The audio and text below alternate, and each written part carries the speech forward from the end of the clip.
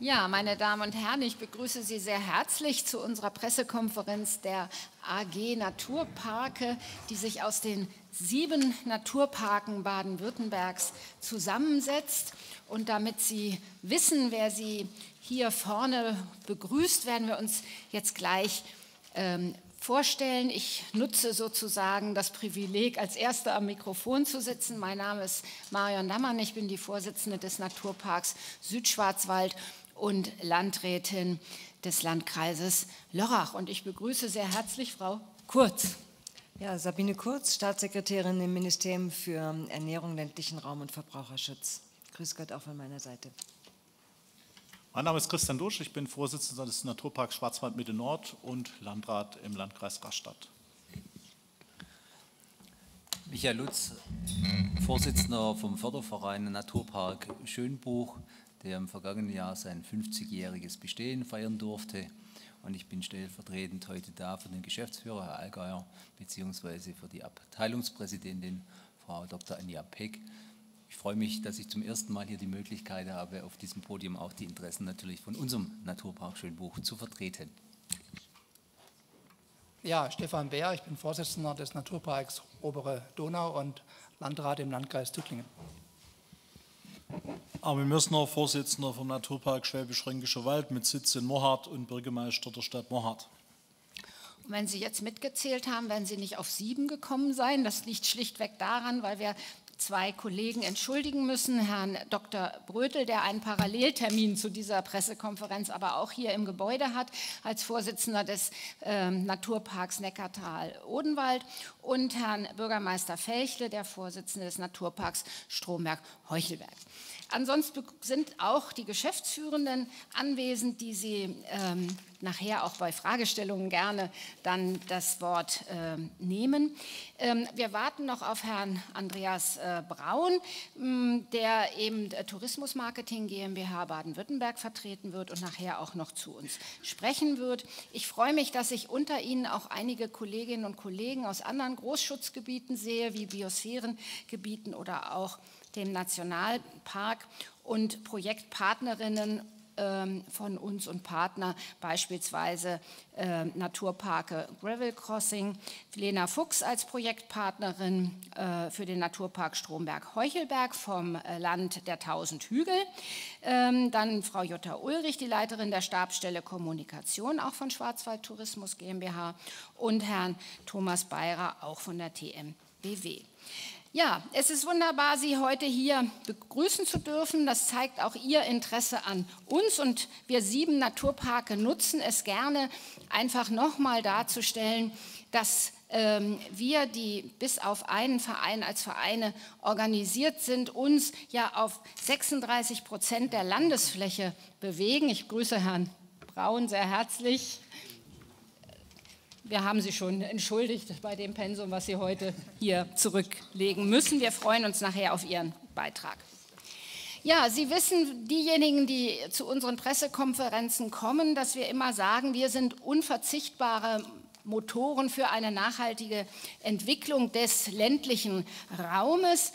Die 7 Naturparke sind auch nicht alleine in Baden-Württemberg, sondern wir sind in das Netzwerk der nationalen Naturlandschaften eingebettet. Das sind derzeit 104 Naturparke, 16 Nationalparke und 18 Biosphärengebiete. Und ich denke, das zeigt, wie wichtig es ist, auch diese Großschutzgebiete tatsächlich darzustellen und die Kraft, die von diesen Gebieten ausgeht.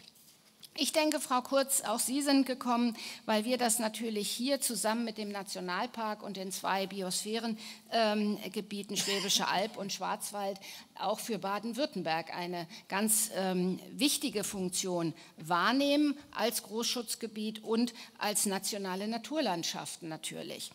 Alle 7 Naturparke vereinen 430 Kommunen und 37 Stadt- und Landkreise, viele Verbände, zahlreiche Vereine und vor allen Dingen ehrenamtlich engagierte Menschen. Und das macht die Kraft der Naturparke aus, denn wir sind ganz dicht an den Menschen dran. Wir arbeiten bottom-up und darauf sind wir auch besonders stolz. Und wenn ich sage wir, dann meine ich tatsächlich auch, und deswegen sehen Sie hier auch so viele Persönlichkeiten davon, die Landräte, die Oberbürgermeister, Bürgermeisterinnen und Bürgermeister, die hier mitmachen, und zwar mit Leidenschaft, wie ich immer sage. Großflächige Schutzgebiete haben natürlich auch eine besondere Bedeutung mit ihrer Erholungsfunktion, und damit ist die Verbindung zum Tourismus natürlich gegeben. Für uns steht der wirtschaftende Mensch im Mittelpunkt, und gemäß dem Leitmotiv unserer Arbeit heißt es eben Schützen durch Nutzen. Naturparke tragen durch ihre vielfältigen Projekte zur Umsetzung der internationalen Nachhaltigkeitsziele der Agenda 2030 bei und ebenso mit dem European Green Deal. Wir haben die Einbettung Ihnen auf dieser Folie, die Sie hinter mir sehen, mal versucht deutlich zu machen. Ja, unsere Aufgaben und Ziele haben wir selber in unserer Zukunftsstrategie 2030 festgehalten, und wir haben eben 4 Säulen. Das ist Naturschutz und Landschaftspflege, die Erholung und der nachhaltige Tourismus, die Bildung für nachhaltige Entwicklung und die nachhaltige Regionalentwicklung. Und wenn wir diese 4 Säulen füllen, dann können Sie sich vorstellen, dass es zahlreiche Projekte gibt, mit denen wir das tun können. Ganz besonders stolz sind wir in jedem Jahr, wenn wir die Bilanz darstellen können. Und Sie haben ja eine Mappe vor sich, da wird die Bilanz für das Jahr 2022 zu finden sein. Unser Slogan lautet: Naturparke wirken. Jetzt denken Sie vielleicht, naja, die nimmt den Mund voll, aber wir sind wirklich überzeugt, dass wir auch 2022 gewirkt haben, und zwar sehr erfolgreich.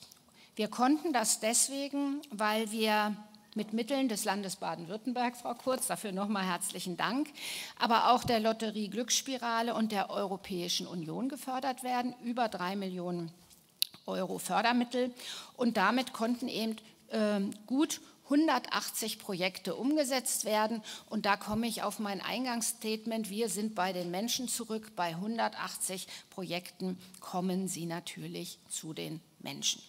Dazu kommen noch zahlreiche Projekte, die durch Drittmittel finanziert werden, wie beispielsweise vom Bundesamt für Naturschutz oder unser Sonderprogramm zur Stärkung der biologischen Vielfalt. Das ist zum Beispiel unser Projekt Blühende Naturparke, was sich dahinter bewegt. Ja, meine Begeisterung spüren Sie vielleicht immer.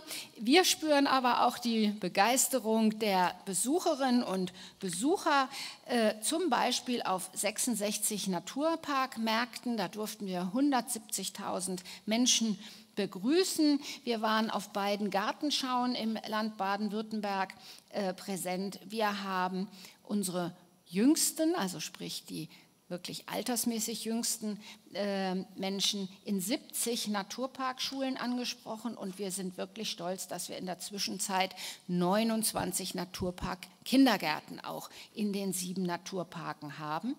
Zusätzlich haben wir die Naturpark Kochschule mittlerweile in allen 7 Naturparken bekannt, und ich denke, diese Zahlen und Projekte sprechen für sich.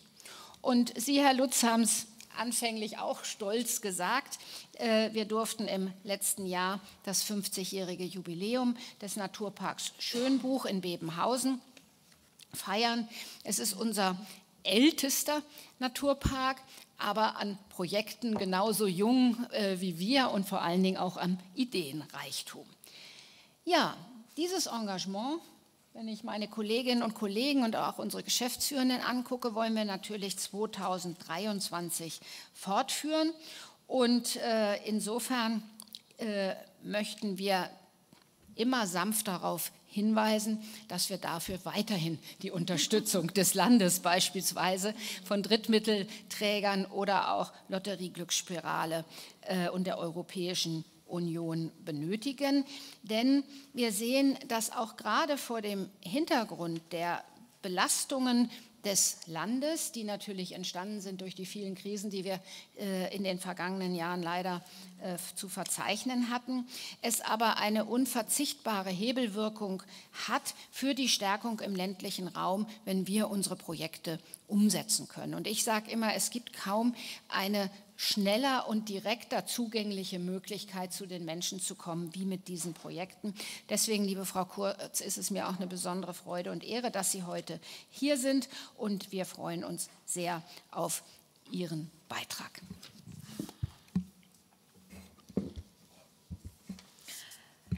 Ja, liebe Frau Dammann, sehr geehrte Herren Vorsitzende, meine sehr geehrten Damen und Herren, lieber Herr Braun, ich freue mich auch sehr, dass ich hier bin, Frau Dammann, und ich finde es wirklich sehr passend, dass wir hier auf der CMT gemeinsam zu so einem Gespräch zusammenkommen. Das gibt mir die Gelegenheit, wirklich zu unterstreichen, dass auch wir den Eindruck haben, dass es eine richtig gute und zielführende Zusammenarbeit gibt zwischen dem Ministerium für Ernährung, ländlichen Raum und Verbraucherschutz und den 7 Naturparken im Land. Die sind tatsächlich für uns, für unsere Arbeit außerordentlich bedeutsam. Sie haben die Flächen schon genannt, die Sie mit Ihren Naturparken im Land einnehmen, 1,3 Millionen Hektar, 36% der Landesfläche. Das ist schon etwas, an Ihnen kommt man nicht vorbei.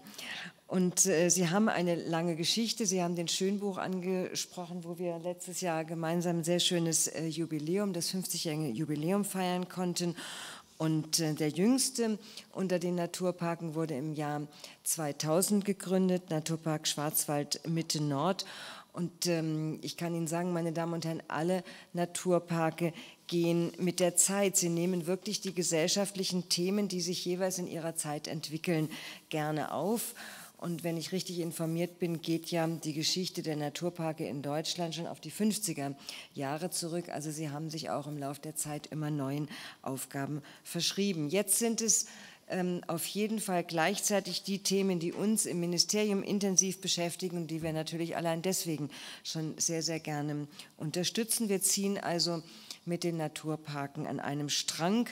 Und wir sind auch sehr froh, dass Sie 2005 diese AG gegründet haben. Das ist für uns natürlich sehr angenehm, da in dieser Vernetzung Sie, liebe Frau Dammann, als kompetente und sympathische Ansprechpartnerin immerhin zu haben. Denn wir müssen ja auch sagen, die Naturparke nehmen nicht nur die gesellschaftlichen Themen auf, sondern Sie haben es auch schon beschrieben, sie strahlen ja auch in die Gesellschaft aus. Es sind diese 430 Kommunen, 37 Stadt- und Landkreise, die in diesem Gebiet eingeschlossen sind. Dazu kommen wirklich viele Vereine und Verbände, die mitwirken, ungefähr 1000 Ehrenamtliche, die sich da auch jeweils in diesem Naturpark vor ihrer Haustür engagieren. Und so werden wirklich die Ziele der Landespolitik bürgernah und wirklich sehr nachvollziehbar unterstützt und vermittelt. Ich kann wirklich nur sagen, herzlichen Dank für dieses starke Engagement. Und natürlich wirken die Naturparke am stärksten in ihrer unmittelbaren Umgebung. Das ist der ländliche Raum, der ja auch in der Bezeichnung unseres Ministeriums ganz prominent vorhanden ist. Aber sie leisten meinem Eindruck nach auch wirklich einen Beitrag zur Erfüllung der europäischen, der nationalen und der landesweiten Nachhaltigkeitsziele und machen die für die Menschen dann erfahrbar. Im Grunde wird so wirklich Sie haben vorhin von Bottom-up gesprochen, aber es wird auch an der Basis ganz erfahrbar und sinnlich wahrnehmbar, was auf entfernteren politischen Ebenen verhandelt wird. Was uns dabei zugutekommt, das ist zum einen, dass alles, was mit Natur zu tun hat, in der Bevölkerung jetzt echt Konjunktur hat. Ich habe eine Umfrage gelesen, dass 67% der Deutschen sagen, dass sie sich sehr oder überhaupt stark interessieren für alles, was mit dem Thema Natur zu tun hat. Und was uns noch zugutekommt, und deswegen sind wir ja hier jetzt auf der CMT, die Menschen reisen gerne. Urlaub steht weiterhin und vielleicht jetzt nach Corona besonders doch wirklich ganz hoch im Kurs. Und deswegen nicht nur für die Naherholung, sondern eben auch für Touristen haben unsere Naturparke eine große Bedeutung. Natürlich, Sie haben es angesprochen, Frau Dammann, eine stabile finanzielle Grundlage ist absolut notwendig für das, was Sie da leisten. Und deswegen erhalten die Naturparke rund 3 Millionen Euro Fördermittel. Daran beteiligen sich das Land, die EU, dann gibt es auch noch Mittel aus der Glücksspirale. Vielleicht darf man auch sagen, dass es auch einen engen Austausch gibt auf Verwaltungsebene, dass auch Verwaltungspersonal Ihnen mit Rat und Tat zur Seite steht. Aber das ist ja auch wiederum ein Zeichen dafür, Ihre Ziele sind auch unsere Ziele. Es geht uns gemeinsam um diese 4 Oberthemen, die Sie genannt haben. Ich darf nochmal wiederholen: Naturschutz und Landschaftspflege, Erholung und nachhaltigen Tourismus, Bildung für nachhaltige Entwicklung. Das finde ich ganz wichtig, dass wir diese Leitperspektive aus den Bildungsplänen in den Schulen auch außerschulisch vermitteln können und eben um nachhaltige regionale Entwicklungen. Deswegen kann ich Ihnen versichern, dass wir die Naturparke auch weiterhin unterstützen werden. Und meine Damen und Herren, Sie können sicher sein, die Naturparke arbeiten wirklich hochprofessionell. Das erkennen Sie an den Materialien, die Sie jetzt in die Hand bekommen. Das erkennen Sie hier an dem Magazin der Naturparke, auf das ich gerne heute Ihr Augenmerk richten möchte. Es ist, glaube ich, die 5. Ausgabe dieses Magazins, kommt heute mit seinen 68 Seiten ganz aktuell zur CMT heraus und zeigt, glaube ich, sehr schön anschaulich, wie Ihre Arbeit konkret aussieht. Da gibt es ein schönes Kapitel: Wie können Steine satt machen? Was ist eine Wiesenmeisterschaft und wie kann man beim Tracking Naturschutz betreiben? Also da werden die Fragen dann wirklich sehr konkret, und das Magazin führt die Leserinnen und Leser quer durch die 4 genannten Handlungsfelder der Naturparkarbeit und stellt Menschen in den Mittelpunkt, erzählt Geschichten und berichtet von den einzelnen Projekten. Also insgesamt, natürlich ist es nur ein kleiner Ausschnitt aus der Arbeit der Naturparke. Er belegt aber, dass die Naturparke wirken, wie Sie gesagt haben, dass die Naturparkarbeit ihre Früchte trägt und dass die Partnerinnen und Partner mit den Naturparken eng und gerne zusammenarbeiten. Also ich kann nur sagen, die Naturparke sind absolutes Flaggschiff im und für das Land Baden-Württemberg.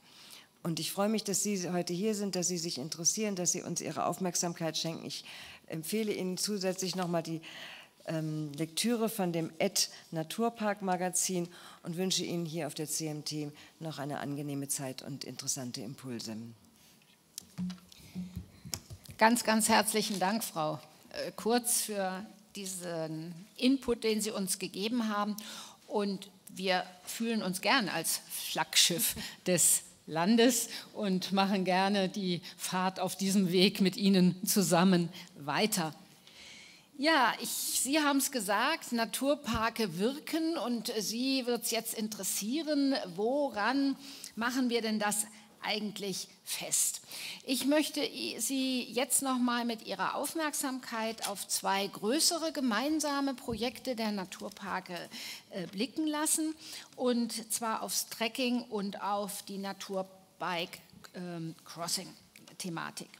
Für das Trekking habe ich, wenn ich richtig informiert bin, einen kleinen Trailer, den wir jetzt einspielen. Wir freuen uns, Frau Stahl.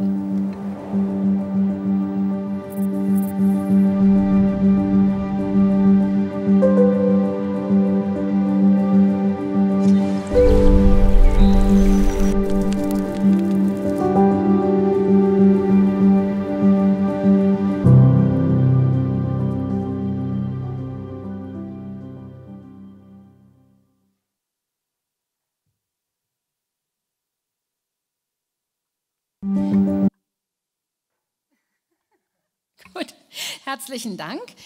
Ja, das Trekking wird immer bekannter und beliebter, nicht nur bei uns, aber der Ursprung ist schon 2016 zu finden im deutsch-belgischen Naturpark Hohes Venn-Eifel, Naturpark Nordeifel. 2018 kam das Ganze dann zu den Naturparken nach Baden-Württemberg. Und wir sind dann gestartet mit dem Naturpark Schwarzwald-Mitte Nord und in Kooperation dann mit dem Nationalpark Schwarzwald und der Landesforstverwaltung. Seit 2020 ist der Südschwarzwald mit dazugekommen und Neckartal-Odenwald ist seit 2021 mit am Start. Es gibt also bis jetzt 3 Naturparke mit 19 Camps. Auf ausgewiesenen Trekkingplätzen für maximal 3 Zelte kann man zwischen Mai und Oktober im Wald übernachten. Natürlich ganz modern, Sie buchen vorher im Voraus online das Ganze auf den jeweiligen Projektseiten und je nach Camp haben Sie dann noch eine Feuerstelle und vor allen Dingen eine Komposttoilette, um dann tatsächlich auch bei der Nachhaltigkeit ein Stück zu bleiben. 2023 wollen wir jetzt dies Ganze erweitern. Insofern gibt es auch eine Neuigkeit, nämlich der Naturpark Obere Donau, lieber Stefan Beer, kommt als 4. Naturpark mit 5 Camps dazu. Und auch hier wird es dann eine Pressekonferenz geben, die darf ich jetzt schon ankündigen. Am 15. April wird er bei euch stattfinden. Und ich denke, das ist dann was ganz Besonderes, weil Sie kommen dann tatsächlich von Mannheim bis nach Basel, nicht beim Trekking, aber wenn wir dann das Crossing dann dazu nehmen, die Fahrradfahrer, dann können Sie das verbinden und können auf der Strecke noch übernachten im Wald. Ich finde, das ist eine besondere Kombination, die es dort wahrnehmbar anzunehmen gilt. Ja, das Naturerlebnis ist natürlich bei solchen Trekking-Urlauben ganz im Vordergrund stehend und das bedeutet, dass wir einerseits unseren Gästen etwas bieten, andererseits aber auch etwas erwarten, wenn ich das mal so formulieren darf, nämlich ein wildtierfreundliches Verhalten. Und hierfür sensibilisieren wir mit der Kampagne und Initiative Bewusst Wild. Und da machen wir eben so, wie Sie es hier auf der Folie lesen können, die Menschen darauf aufmerksam, welches Verhalten richtig ist, um eben nicht die Tiere zu verscheuchen. Und dazu gehört, dass ich natürlich auf Wegen wandere, dass ich in Dämmerungs- und Nachtzeiten das Wandern vermeide und mich möglichst im Zelt aufhalte und vor allen Dingen auch die Route plane und gesperrte Wildbereiche umgehe. Das sind 3 Hauptregeln. Ich glaube, die kann man sich ganz gut merken, wenn man unterwegs ist. Man wird jedenfalls nicht überfrachtet. Und ich gehe einfach davon aus, dass die Menschen, die sich in der Natur bewegen, natürlich auch sich entsprechend verhalten mögen. Ich habe schon das Thema Gravel Crossing angesprochen und ich weiß nicht, wie es Ihnen geht, wenn Sie diesen Begriff hören. Mir war das erst, muss ich zugeben, ein bisschen fremd, dieser Begriff, und man übersetzt sich ja dann das und denkt sich dann, trotzdem irgendwie merkwürdig. Aber auch wie beim Trekking geht es und Wandern geht es hier darum, dass wir die Landschaften erkunden wollen, diesmal mit dem Fahrrad. Und ich meine, Landschaften zwischen Mannheim und Basel, da können wir sagen, haben wir wirklich grandiose Landschaften und vor allen Dingen abwechslungsreiche Auf- und zum Glück auch wieder Abfahrten, um es mal so zu sagen. Denn die Berganstiege, die werden natürlich mit grandiosen Aussichten belohnt und dann kommt der Fahrtwind beim Runterfahren. Ja, was sind jetzt diese Gravel-Bikes? Das sind, so wurde mir gesagt, Alleskönner unter den Fahrrädern, geeignet für Straße, Radwege, Schotterpisten und gröberes Terrain. Und man könnte vielleicht sagen, es handelt sich um ein geländegängiges Rennrad, das sich dann eben auch für diese unterschiedlichen Untergründe bestens eignet. Wir nehmen mit diesem neuen Angebot auch einen Trend auf, muss man sagen. Gravelbiken ist ein Trend und wir freuen uns, dass wir jetzt in Mannheim im Naturpark Neckartal-Odenwald starten dürfen, über Stromberg, Heuchelberg, dann in den Schwarzwald kommen, zunächst Mitte Nord und dann in den Südschwarzwald mit Basel an der Schweizer Grenze. Und von dort haben Sie dann gegebenenfalls die Möglichkeit in den Nachbarländern, und ich komme ja aus dem Dreiland Frankreich, Schweiz, was eben dort unten ist, haben Sie wirklich gute Möglichkeiten, auch in den Nachbarländern weiterzufahren oder Sie nutzen eine der zahlreichen Zugverbindungen von dort, gegebenenfalls auch, um wieder nach Hause zu kommen. Ja, es ist zunächst mal, was Sie sehen, so eine rein digitale Strecke, die wurde über die touristische Datenbank Mein-Tubitz aufbereitet, der Landeslösung zur Digitalisierung der touristischen Infrastruktur in Baden-Württemberg. Sie ist über 690 Kilometer lang, hat über 14.000 Höhenmeter, also ist schon anspruchsvoll, um es mal so zu sagen. Es wurden 11 Tagesetappen mit je 50 bis 80 Kilometern ausgearbeitet, aber es ist natürlich Ihnen und Ihrem persönlichen Fitnesslevel, wenn ich das mal so formulieren darf, überlassen, wie Sie denn diese Strecke abfahren wollen. Und es ist sicher auch erlaubt, Teilstrecken zu fahren und nicht die ganze Strecke. Worauf wir uns aber freuen, ist, dass Sie tatsächlich auch ab und zu vom Rad absteigen und Naturparkwirte besuchen beispielsweise oder auch regionale Einkaufsmöglichkeiten wahrnehmen oder wirklich einfach mal ganz in Ruhe den Blick in die wundervolle Landschaft genießen. Alle Informationen, die Sie brauchen, finden Sie über Mein-Tubitz oder auch Komoot. Und natürlich auf den Homepages der jeweiligen Naturparke und Tourismusorganisationen. Und ich glaube, das ist ein breites Spektrum, wo Sie dann sich informieren können. Ich kann in diesem Zusammenhang nur ein ganz, ganz großes und herzliches Dankeschön wirklich an die Partner der Naturparke auf der Strecke und die Tourismusorganisationen Schwarzwald Tourismus GmbH, aber auch Kraichgau-Stromberg Tourismus e.V., die Touristikgemeinschaft Heilbronner Land e.V. und die Tourismusmarketing Baden-Württemberg, Herr Braun, für die gute Zusammenarbeit sagen, solche Projekte funktionieren nur dann, wenn alle gut miteinander verzahnt arbeiten, aber dann wird es auch besonders gut. Und weil ich jetzt auch gerade die TMBW genannt habe, Herr Braun, ist das für mich jetzt eine wunderbare Überleitung, an Sie das Wort abzugeben, nämlich zum Thema Naturparke, starke Partner. Ja, ich frage mich,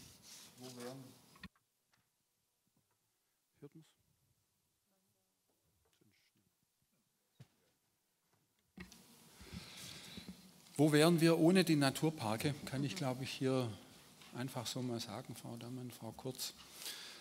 Pioniere der ersten Stunde in jeglicher Hinsicht. Man muss sich immer wieder vor Augen führen, die wichtigsten Urlaubsaktivitäten von Urlaubern in Baden-Württemberg sind Wandern, Radfahren und Natur erleben, genießen.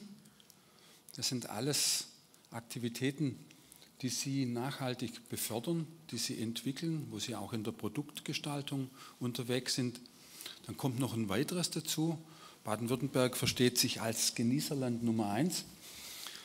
Nicht nur in Deutschland, sondern wir gucken da auch ganz selbstbewusst darüber hinaus. Woher kommt es? Wir haben eine Vielfalt an regionalen Produkten, kurze Wege von der Landwirtschaft auf den Teller. Sie haben es angesprochen, auch hier sind die Naturparke und natürlich im Weiteren alle 10 Großschutzgebiete wirklich Bannerträger und ganz große Unterstützer. Wenn wir heute reden über nachhaltigen Tourismus, über Klimaschutz, Regionalität, die zentralen Themen der Zukunft, auch hier sind sie wieder im Schulterschluss mit uns vereint.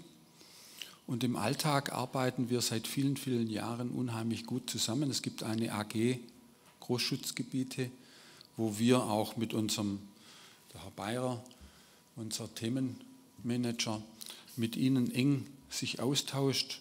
Auch sie unterstützt natürlich in Fragen des Marketings, Datenmanagement, vieles andere mehr. Ich darf an der Stelle noch erinnern, wir haben dankenswerterweise von den Fraktionen und auch von Bewegt enorme Mittel in die Hand bekommen fürs letzte und dieses Jahr. Im vergangenen Jahr haben wir vor allem Entwicklungsarbeit geleistet, um die Menschen in einem, es ist ja bei uns noch nicht alles Gold, was glänzt, muss man ehrlicherweise sagen, das Thema nachhaltige Mobilität, da haben wir noch Luft nach oben. Es gibt jetzt gerade mit dem Leuchtturmprojekt Nationalpark, Regiobusse und so weiter, gibt es ganz tolle Entwicklungen, aber ohne die öffentliche Hand schaffen wir das auch nicht an der Stelle. Und hier müssen wir einfach sicherstellen, dass die Menschen, die Gäste in die Urlaubsregionen, in die Urlaubsorte kommen, ohne zwingend das eigene Auto benutzen zu müssen, sondern dass sie vor allem dort in der Mobilität unterstützt werden, wenn sie wandernd unterwegs sind beispielsweise. Und da haben wir mit dieser Kampagne versucht, wir haben erstmal gemeinsam Bilder gemacht natürlich, ganz, ganz wichtig. Tourismusmarketing ist heute bildgetrieben, die gesamte Kommunikation. Da versuchen wir, die Menschen zu einem Umdenken zu bewegen. Oft ist es ja das fehlende Bewusstsein oder auch die Nichtkenntnis von Möglichkeiten, die man hat, und hoffen, in den nächsten Jahren hier voranzukommen. Und noch einmal sind sie wieder Pioniere mit dem Gravelbiking. Ich habe genauso wie Sie natürlich gelernt, aber das ist voll im Trend. Und dass Sie diesen Trend jetzt mit diesem fantastischen Produkt befördern, dazu kann ich Sie nur beglückwünschen. Und wir haben dann natürlich sehr, sehr gerne geholfen und Sie unterstützt. Ja, ein ganz herzliches Dankeschön auch an Sie, Herr Braun. Es ist für alle 7 Naturparke wichtig, solche Partner zu haben. Und ich habe jetzt ganz viele schon genannt. Aber es ist genau dieses starke Netzwerk, was eben dazu führt, dass wir gute Projekte anbieten können und der Ideenreichtum, der eben auch von den Verbänden, von den Vereinen kommt, um uns immer wieder neue Trends aufgreifen zu lassen. Dann aufgreifen zu lassen, wenn sie in unsere 4 Säulen hineinpassen und diesen Ansprüchen, die wir da auch haben, natürlich genügen, ansonsten nicht. Aber dieser Pool an Innovation und Kreativität, auf den wir da zurückgreifen dürfen, das freut uns natürlich immer. Und wir sind ganz sicher, dass wir auch 2023 erstens mit voller Kraft voraus als Flaggschiff fahren werden, wenn ich das nochmal aufgreifen darf. Der Begriff hat mir so gefallen. Aber auch wirklich schauen werden, was sind denn wieder dringliche gesellschaftliche Themen. Wir müssen und sehen uns da auch in der Verantwortung natürlich einen wichtigen Beitrag für die Regionalentwicklung im ländlichen Raum, in unseren Kulturlandschaften zu leisten. Denn nur so können wir diesem Ihnen mitgegebenen Motto Naturparke wirken auch wirklich gerecht werden. Ja, unser Einblick soll hier enden. Wir könnten Ihnen natürlich noch viele, viele Projekte nennen. Zum Teil haben wir das auch schon in den vergangenen Jahren gemacht. Aber wir sind natürlich auch jetzt ganz offen für Ihre Fragen. Alle Experten sind da. Wir werden die Beantwortung dann jeweils durch die jeweiligen Personen, die sich dazu äußern können, dann vornehmen. Kommen wir zu Ihren Fragestellungen.